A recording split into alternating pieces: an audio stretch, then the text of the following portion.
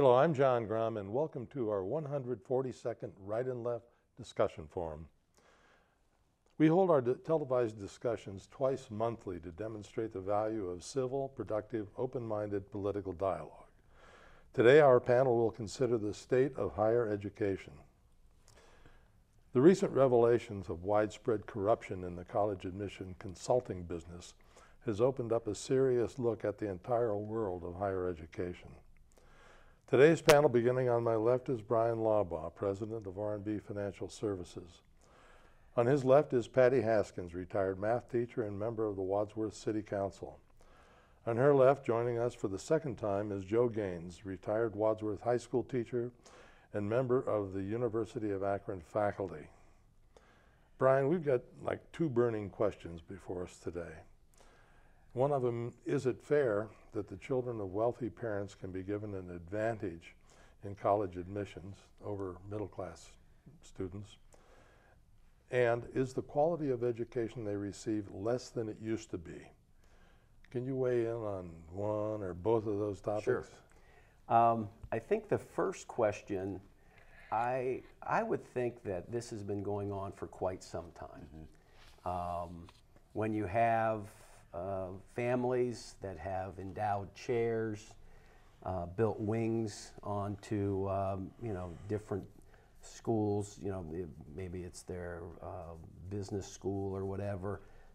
There's obviously been a lot of money sloshing around in higher education, and to get your son or daughter accepted, I thought with this recent problem, as I read about it, it seemed as though the parents were actually doing their best to write that donation off because they were donating it to a 501c3 that this college edge business had started, and basically they were just taking money and bribing people to get their kids in. They were awfully creative. When you start photoshopping your kid's face on a pole vaulter, or you try to get your two girls in on rowing scholarships. And they've never rowed a boat. I don't think they even knew what a skull was, But I think when you look at that, I think there's a lot of room for improvement. The argument could be made that those individuals are taking up they're taking up space for students that actually deserve to get in there. There's been any number of studies. I think there might even be some sort of a lawsuit dealing with Asian kids being able to get in to some of the Ivy League schools, and they're looking at some discrimination against them. And so, we need to take a hard look at our education system. I believe that higher education on the fringes, with some of the things that I think people focus on. One is sports.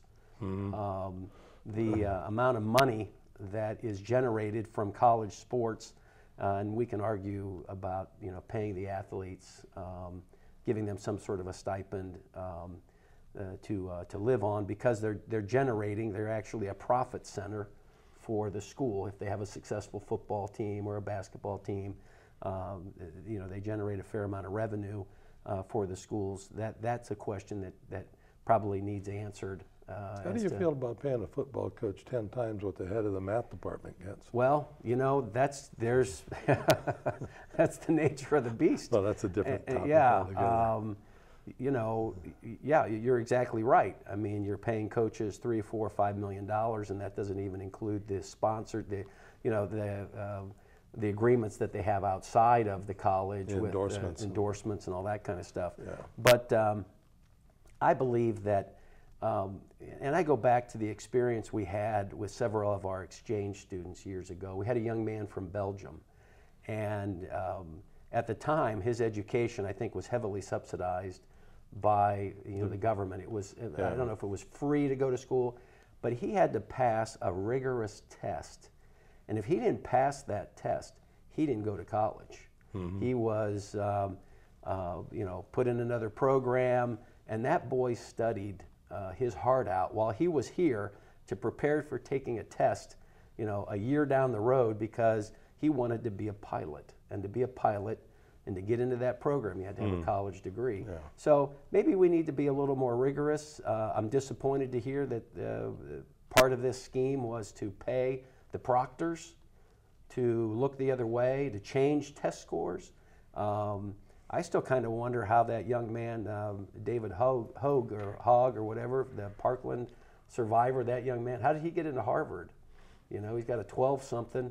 How did that happen? So, you know, we take a little harder look at that and provide opportunities for the kids that really want to be there and apply themselves to the to the education that they're going to get. So I think we've got some work to do. Yeah, well, Ivy League schools have always had legacy programs, I believe, and then in the last 40 years or so, affirmative action. So there have been a lot of ways that higher quality students are kept out in favor of others. Patty, what do you think?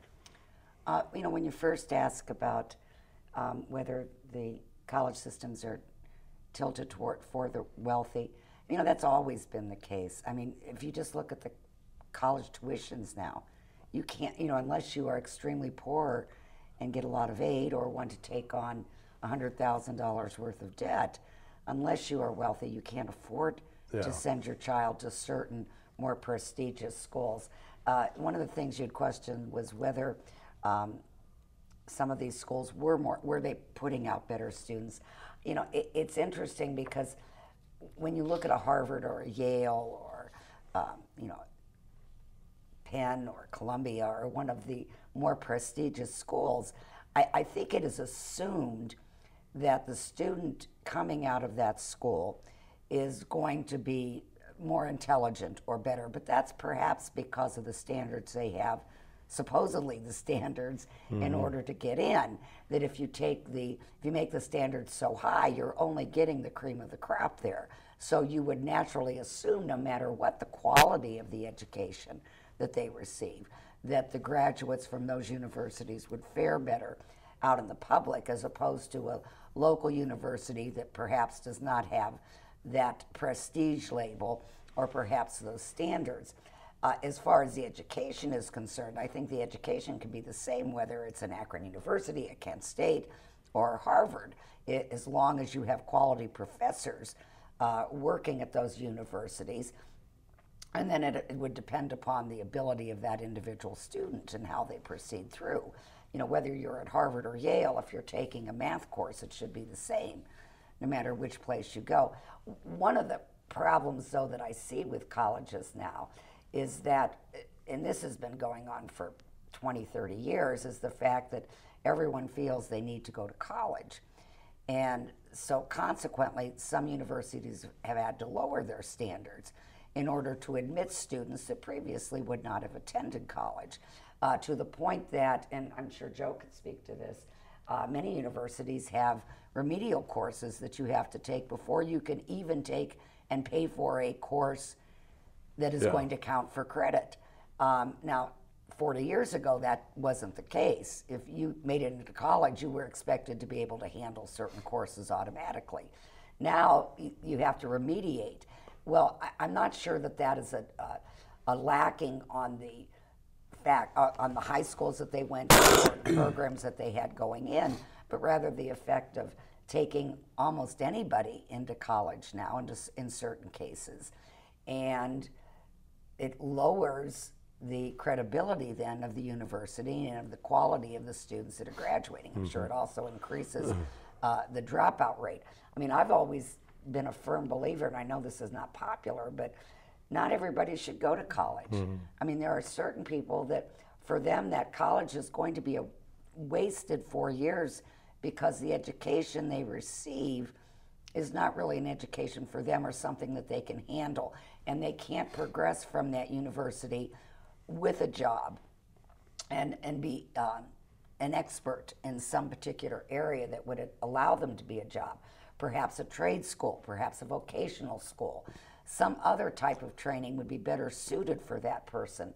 And I would rather see an increase in money spent on that type of education as opposed to saying you have to go to college or you're worthless. I just heard the other day that if a young person graduated from an apprentice program in plumbing, they start at $100,000. Oh, exactly. You know, and you know that in the recent scandal, you know, the Lori Laughlin's daughter, who was on a rowing team, I believe. Yeah. Was it USC that she was put into? I mean, she didn't want to go there, but her mother decided that she had to go to college. Of course, now the young lady is, I just heard this morning, she's really angry with her parents for making her go to college. You know, this is definitely someone that should not have been there in the first place. But there is that stigma that if you don't go to college, you're worthless, which is ridiculous, and is there. And so parents in their, when they have the money, become a bit more than avid about sending their child there. Well, the guy that started that, or was the head of that scam, said that over the weekend, parents would go to cocktail parties and they'd be bragging about their kids going to certain schools, and his phone would ring off the hook on Monday. Yeah. You know, parents wanted to, you know, wanted to compete with their friends and all. Joe, where are you coming from on this topic? Or well, pretty much the same as Patty. I agree. I think money's a big issue. I think it's an extreme issue. Students are so much in debt now. It's unbelievable. And I mean, when I keep thinking about the past, and when I went to college, it was a whole different attitude too. I wanted to go, but I didn't want to go because of the major. I wanted to go because I wanted to learn as much as I could from the university and whatever courses I took. I didn't even know what my major was going to be, really. Now, you see, no, it's the major. You know, this is what I'm majoring in, this is what I want to do. Why should I take these other classes? Why should I learn this other stuff when it has nothing to do with my major? Why should I take a public speaking class if I'm going to be an engineer? Well, we need that. We need all of it. We need, you know, I mean, one of the best classes I ever took was a Greek literature class. Now I'm sitting there in the first day going, why am I taking Greek literature? I'm going to be, you know, a history teacher or whatever. He talked about the Vietnam War. He compared it to the literature. He compared social problems. He compared racism. I'm sitting there learning from the teacher who really knew how to teach. And it was one of the best classes I ever took. I don't think everybody deserves, everybody should go to school, go to college. I think there's a lot of people that, I agree with the vocational schools. And we need to have more of those in high schools too, more vocational classes in high school. We used to. I'm not sure what it is now. But, you know, I think that's a major problem. Are you familiar with the name Mike Rowe, who had a program called Dirtiest Jobs or something like that? On TV. Oh, yes. Yeah, now he is campaigning heavily for vocational training. In fact, he's partnered with the people that do the This Old House program, and they have apprentices now working with the carpenters and electricians and all that on This Old House. But I hope that catches on. Well, back in the 60s, it seemed like, you know, in fact, Governor Rhodes was like really pushing in Ohio more vocational schools, more in that manner. And it was a good idea. I mean, he had an opportunity, he had a choice. Now, we don't have that choice as much. You know, Wadsworth had an aggressive program in carpentry and auto body I'm not repair. sure they still do or not. And, are they still doing it? Yes. They build a house. I think so. Yeah, they built a house. Yeah, they're still doing that? Oh, and you're right, it was aggressive. It was very good. Very popular. You know, when the vocational programs were first set up, they were distinctly set up for those students that were not planning on a college prep background. As a matter of fact, in their evaluation from the state at the end of the year, they received a bad mark if their students didn't go out and get a job, if they went to college. That has shifted, and now the model tends to be vocational programs that lead into a college program. So you're not seeing so many of those problems that are on, like apprentice type programs. The other problem is with that too is that they would rather hire me with a master's degree to teach than hire somebody with a doctorate. Now, and it's changing a little bit at Akron U, a little bit, the University of Akron, but maybe because I'm cheaper. That's the whole idea. I'm cheaper to pay, and they would rather pay somebody that has a master's degree than somebody who has a doctorate. And done all this research. I had a friend who taught for 40 years at the University of Akron, 40, but he never had a master's degree. The reason he didn't have a master's degree was he taught high school. After teaching high school until like 3 o'clock, whenever, he would coach his speech and debate team. Then he would go to Akron U and teach a class at night. He never had time. They wouldn't hire him back because he didn't have the master's. And now that bothers me, still bothers me, because he was an excellent teacher and the rest of us use his programs, a lot of the material that he used. Getting back to the subject of the quality of college educations these days, I had a conversation with an old friend yesterday who was a retired human resources executive from Cooper Tire out in Finley. And I was asking him about, his view of, hiring people and recruiting on campuses and all over the years. Has the quality of education really slipped, like some people say? Do you mean the teacher themselves, or what they are teaching? Good question. The graduates, what their knowledge base, is it as strong as it used to be? Now, Bill Miller is his name, and Bill put it to me this way. He said that there's an old expression that 15% of the hard knowledge, particularly in like something like engineering, 15% is what's really useful. But 85% of the soft knowledge, soft skills, in fact, I wrote some of them down, that are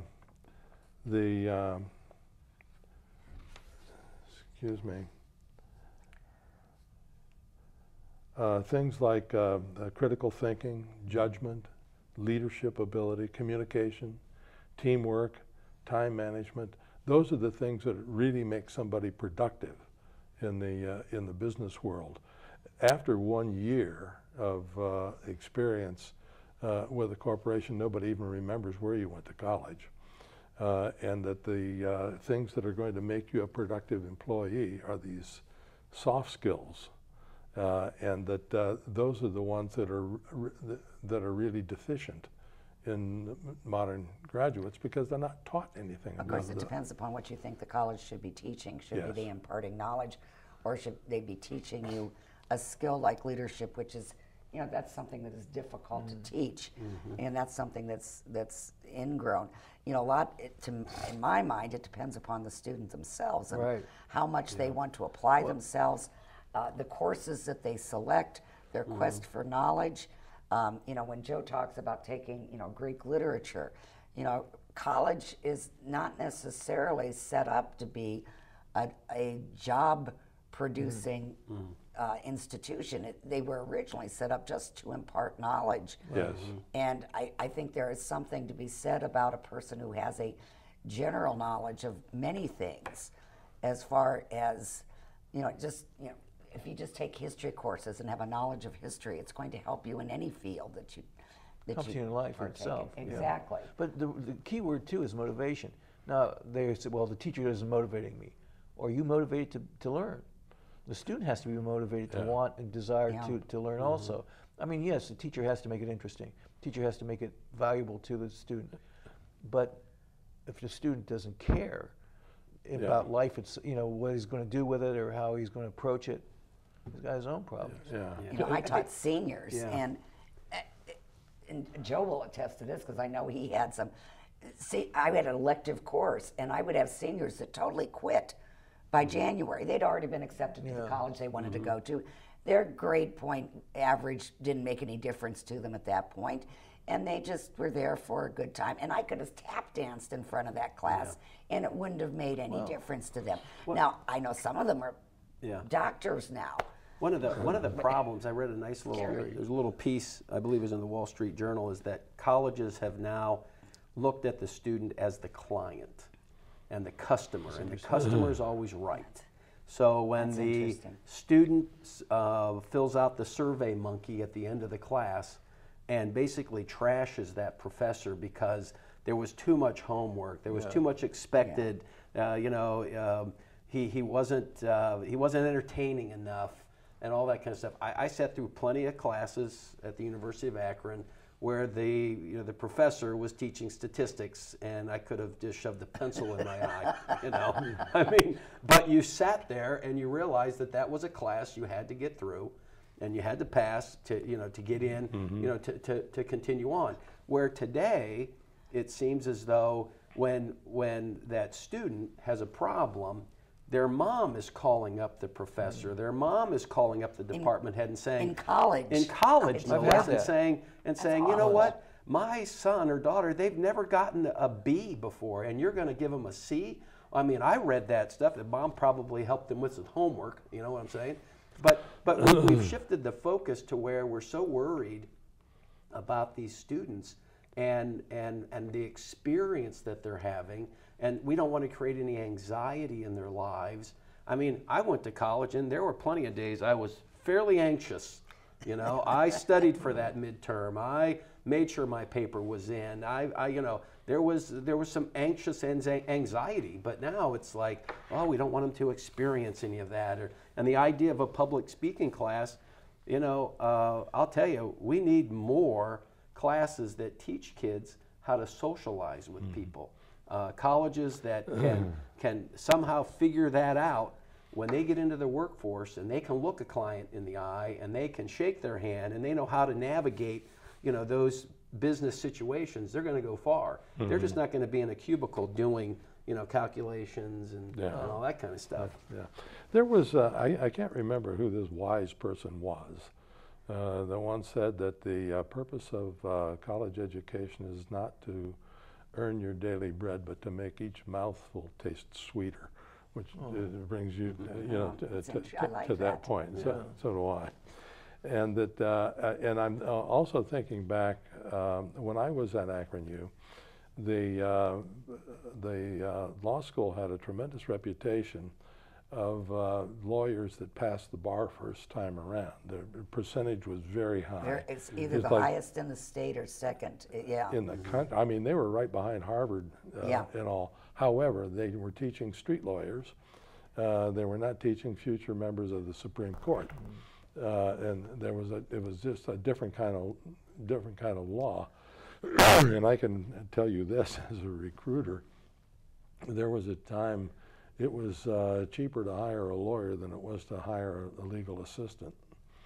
They were making more money than the lawyers because there were so many lawyers that Akron U was putting out and all. But in any event, the quality of the education has really come under a lot of questions. Some of that too is because, like, I used to be able to write my own syllabus, put my own views in my syllabus, not views, but my own ideas.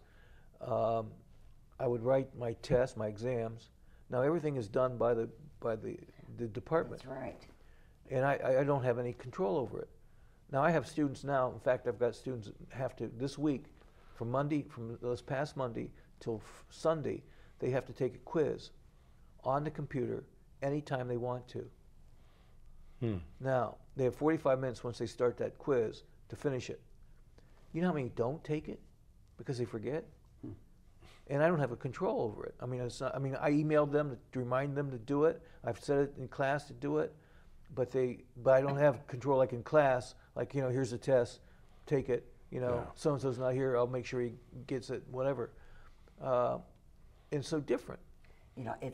I have a nephew who has gone back to school, and was taking a math course and had been out of high school for quite a long time, and so. Fortunately comes over to Aunt Patty to help him with it. I was amazed. Everything was online. He had no book. All he had was these homework assignments on the computer. So if there was something I wanted to understand, I didn't even have a book to look at or anything to refer to. As he told me, the tests were departmentalized. Nothing was made up by the professor who's actually teaching him. And I think he had a really good professor, very honestly. But I mean, I was appalled at the way this was being taught. One of the other points that my friend Bill Miller had pointed out was that, now Bill had served on a number of advisory boards at various universities, and that his feeling was that over the years, the faculties became, now remember, he was with a manufacturing company and looking to hire people for that environment, you know, to come on board and do productive things.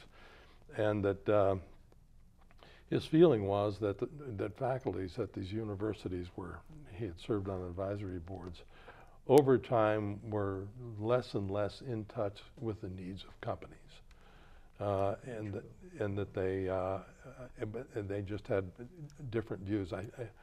My own bias is that too many of them were interested in social biases and all, but maybe You know, the big thing is, of that's course, not part of this discussion. part-time professors. They don't hire full-time professors anymore. It's cheaper to hire part-time.